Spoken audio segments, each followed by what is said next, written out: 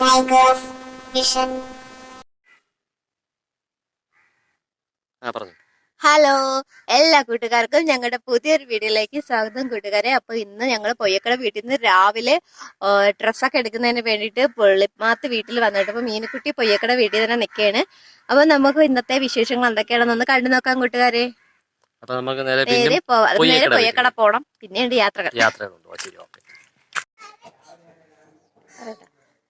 അപ്പൊ നമ്മള് പൊയ്യക്കട എത്തി, മീനുക്കുട്ടീനെ റെഡിയാക്കി. ഇനി നമ്മള് ഇവിടുന്ന് പോവാണ് കേട്ടോ. റെഡിയാക്കിട്ട് നമ്മള് തിരിച്ചു വരും.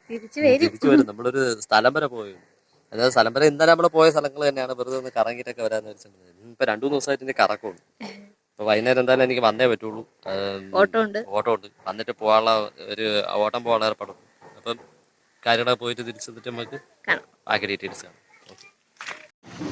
അങ്ങനെ കൂട്ടുകാരെ, അച്ഛനും അമ്മയും മീനുക്കുട്ടിയും ഞാനും ചേട്ടനും കൂടി ഞങ്ങളിതാ ഹോട്ടലാണ് കേട്ടോ പോകുന്നത്. അപ്പോൾ ഇന്നും ഹോട്ടലാണ് പോകുന്നത്. അപ്പോൾ ഇതാ നമ്മൾ പോകുന്ന വഴിയിലുള്ള കുറച്ച് വീഡിയോസൊക്കെ എടുത്തിട്ടുണ്ട് കേട്ടോ. അപ്പോൾ നമ്മളിത് പോകുന്നത് നെല്ലനാട് വഴി പനവൂർ വഴിയാണ് നമ്മൾ പോകുന്നത് കേട്ടോ.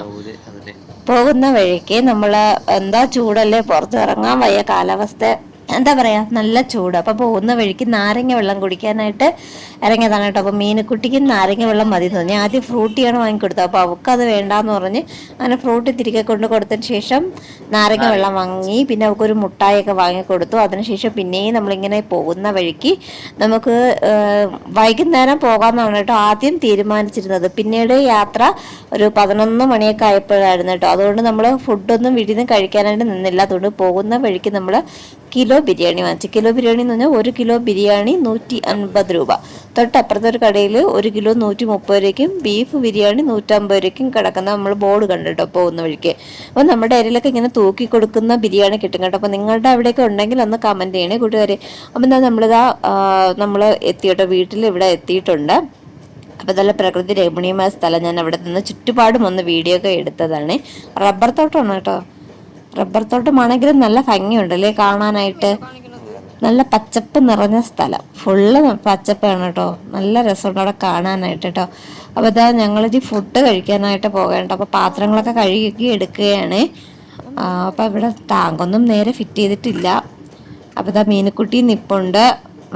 ഞങ്ങൾ പിന്നെ ഫുഡ് കഴിക്കട്ടെ. അപ്പോഴും എല്ലാവർക്കും ബിരിയാണി തന്നെയായിരുന്നു കേട്ടോ. അപ്പോൾ ഒരു ചെറിയ കവർ അച്ചാറും 2 കവർ സലാഡും 1 മുട്ടയും പിന്നെ ബിരിയാണി ഉണ്ടായിരുന്നു കേട്ടോ.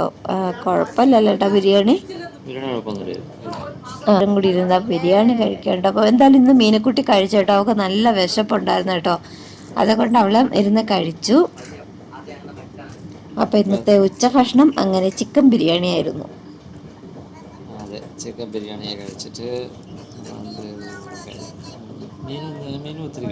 മീനൊന്ന് കഴിച്ചായിരുന്നു കേട്ടോ. നമുക്ക് വിശപ്പുണ്ടായിരുന്നു. രാവിലെ നമ്മളിവിടെ കാപ്പി ഉണ്ടാക്കിയത് കൊഴുക്കട്ടയായിരുന്നു കേട്ടോ. അപ്പം അത് ഇത്തിരിയേ കഴിച്ചോളൂ. അത് കഴിഞ്ഞിട്ട് പിന്നെ ഞാനും മീനുക്കുട്ടിയൊക്കെ അവിടെ ഇത്തിരി നേരം ഇരുന്ന് കളിച്ചു കേട്ടോ. അവൾക്ക് കളിക്കണമെന്ന് പറഞ്ഞ് അങ്ങനെ ഞങ്ങൾ ഇത്തിരി നേരമൊക്കെ അവിടെ ഇലയൊക്കെ പറിച്ച് വെച്ച് അവളോടൊപ്പം ഇരുന്ന് കളിച്ചു.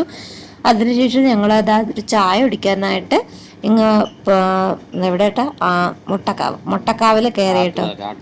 മുട്ടക്കാവിൽ കയറി. അപ്പോൾ അവിടെ ഞങ്ങൾ ഇപ്പുറത്തെ വെയിറ്റിംഗ് ഷെഡിൽ ഇരിപ്പുണ്ട്. അപ്പോൾ അതാ മീനുക്കുട്ടിക്ക് ചായ ഒന്നും വേണ്ട, മീനുക്കുട്ടിക്ക് വെള്ളം മതി. ഇപ്പൊ ഇങ്ങനത്തെ കവർ വെള്ളമൊക്കെ ഉണ്ടോന്ന് ഇപ്പൊ അധികം കാണാനില്ലല്ലോ ചേട്ടാ. അവള് കുടിച്ചില്ല കേട്ടോ, അധികം കുടിച്ചില്ല. പിന്നെ അവൾക്ക് ഒരു ലേസും കൂടി വേണമെന്ന് പറഞ്ഞു, അതും വാങ്ങിക്കൊടുത്തു. അതിനുശേഷം നമ്മളിത് എങ്ങോട്ട് പോകണം കേട്ടോ. വെള വഴി ഇങ്ങനെ പോവേണ്ട. ഒരു വീട് കാണിച്ചു തരാം നിങ്ങൾക്ക്. ഞാൻ ആദ്യം എടുക്കണ്ട ചേട്ടനോട് പറഞ്ഞപ്പോൾ ചേട്ടൻ പറഞ്ഞു വേണ്ട, നിങ്ങൾക്ക് കൂടി കാണിച്ചു തരാം. ഇപ്പം ഒരു കുഞ്ഞു വീട് കാണിച്ചു തരാം. വീട് ആർക്കാണെന്നൊന്നും ഇപ്പൊ പറയില്ലേ, പിന്നെ പറഞ്ഞുതരാം കേട്ടോ.